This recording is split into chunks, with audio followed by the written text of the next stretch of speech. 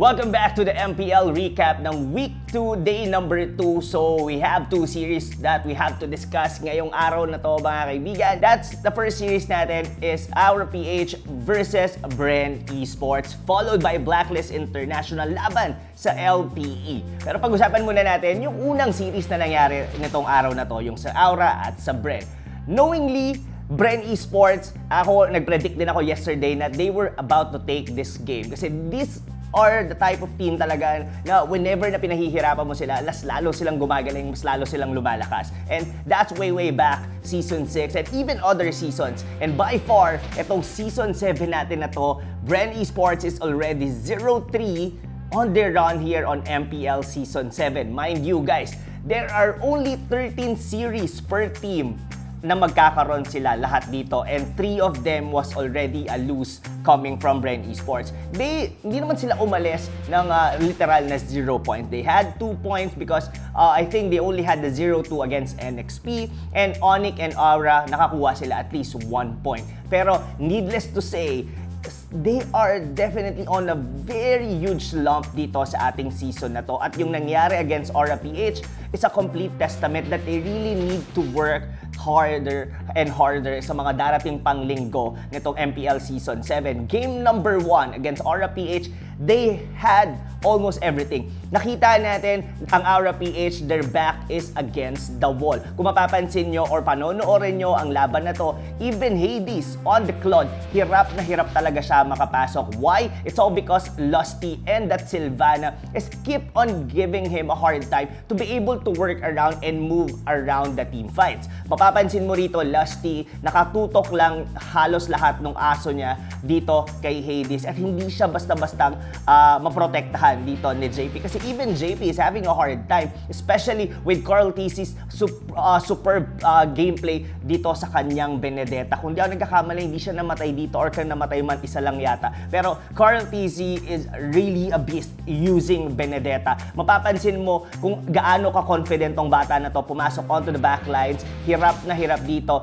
And time again, I might actually show a few clips dito ni Hades on team fights na kung paano siya nahihirapan na gumamit ng kanyang Blazing Duet. Normally, you would see a Blazing Duet that goes onto the backlines of the enemy and just use it and deal a lot of damage. Pero there are a lot of times na ginagamit na lang yung Blazing Duet in the middle of the team fight, not even going into the backlines of the enemy kasi alam niya na whenever he BMIs in, alam niya na lahat naka-target sa kanya, and that's how BREN Esports probably know kung paano nila aatakihin dito ang jungler ng Aura PH. But let alone game number 2 and game number 3. We're in, nilabas na dito ng Aura PH ang kanilang Granger. So, dito sa masasabi natin, ang difference between a Claude and a Granger is that Granger is medyo linear siya in terms of damage. What I mean in linear, diretso, paharap, lahat ng kanyang damage. He doesn't need to go onto the backlines. So meaning, mas mapoprotektahan siya ng kanyang mga kakampi. Given yung mga draft nila dito, I think they had a Yuzhong, and of course, nandito pa rin kayong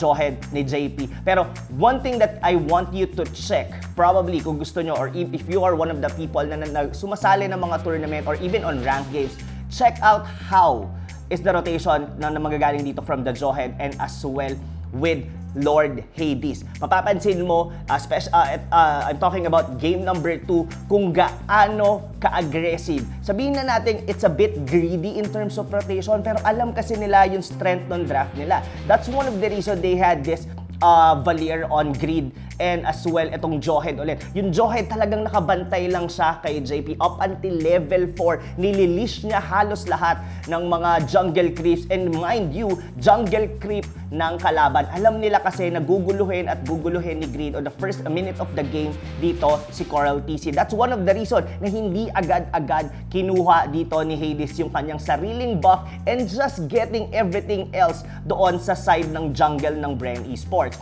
And let alone, nung medyo nakakalamang na sila, that's where the Granger shined. And in terms of itemization, this is not the usual Granger that you would see as a jungler na Raptor Machete going into BOD, probably Bloodless Axe. This is a little different one. Pag Raptor Machete, I think he actually goes for a Brute Force Plate, then Hunter's Knife, and from there. So it's somehow a little damage with a utility on the side. That's one of the reasons bakit nakakatagal dito si Lord Hades on team fights. And even with the correct targeting, kung mapapansin mo yung mga Rhapsody niya dito was always on point.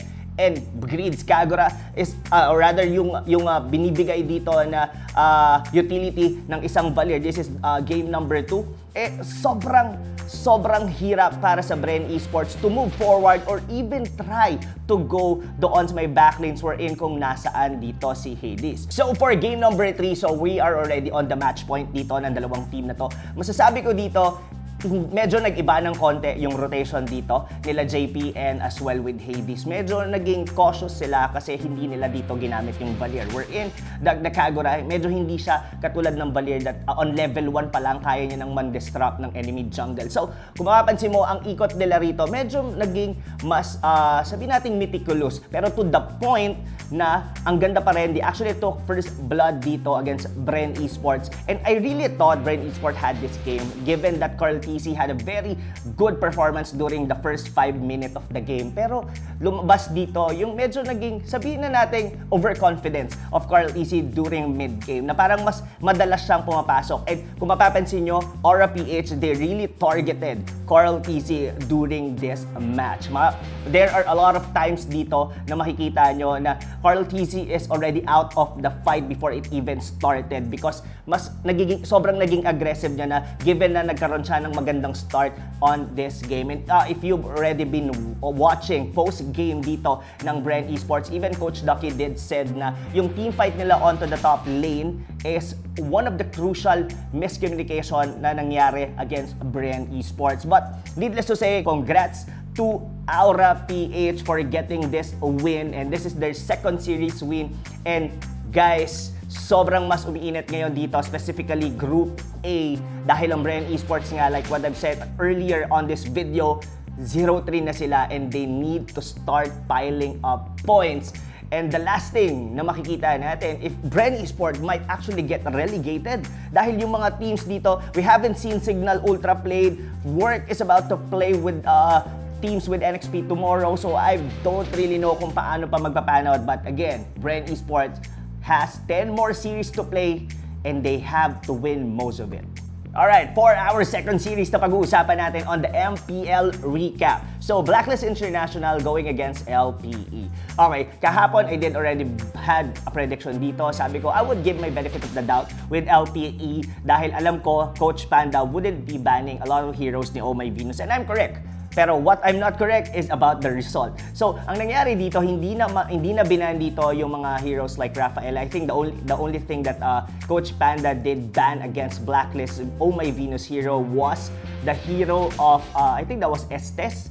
And if ever man may mga hero na binan sila dito, Panda did actually targeted wise. So, in terms of drafting, I think they did okay. Hindi pa rin nila na-address dito yung dalawang side lane dito ng BLACKLIST International. Mind you, Edward is having a great time using the Benedetta, at I think he is already on par on how Carl TC is even using it. So, going dito sa naging laro nila, I think game number 1, pwede nating sabihin there is a gulat factor. Probably baka hindi alam dito ng LPA on how to properly play against a Digi wherein ang pinaksikat noon pa ng Aura PH, the feeding Digi, dahil nakita rin natin during team fight na hindi pa rin sila magkakasama due to something probably health, it's not health condition, it's more on protection or whatnot. I think basta alam ko hindi sila magkakasama sa kanilang bootcamp, and only Coach Panda and Jake the Dog was present during the time. At yeah, props to LPE, medyo naging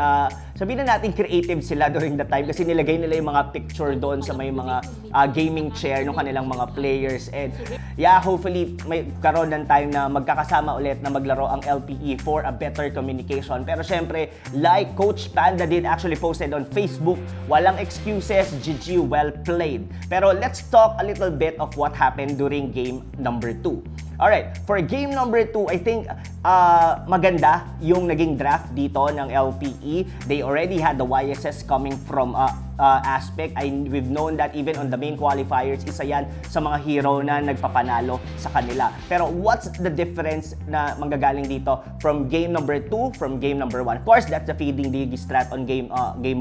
Game number 2, it's like very unfortunate lang para sa akin for the side of LPE because there is only one team fight that actually sealed the deal para sa side ng LPE, and that was on the bottom part of the map wherein si Jake the Dog nasa kabilang banda. He's actually onto the top lane at pinilit niyang umabot all the way to the bottom lane on the team fight, but it's already been too late. Naubos na yung mga kakampi niya dito, and from that position, nagkasunod-sunod. The Lord has been taken by BLACKLIST, and they just swept everything for the side of LPE. And that's very unfortunate para sa kanila kasi sumasabay sila during game number 2. And given with a very creative type of draft dito ng BLACKLIST, I think they have this Rafaela with Oh My Venus still on his Popol and Kupa. Pero ang masasabi ko na talagang MVP dito, well, Wise did a very great job, pero Benedetta of Edward, teams really have to check on that Benedetta part. Dahil